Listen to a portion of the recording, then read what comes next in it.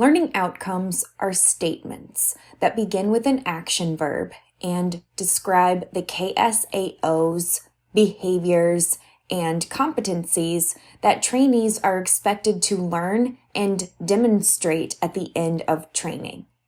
These statements also describe the level at which trainees are expected to perform the behavior and the conditions under which they are expected to perform.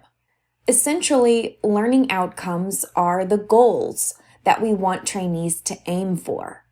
Ideally, they then create customized learning goals that are related to the learning outcomes of the training program they're about to begin. Ask yourself, what do trainees have to do to convince you that they've learned what it is you wanted them to learn? You can review examples of learning outcomes on this and the next Canvas page.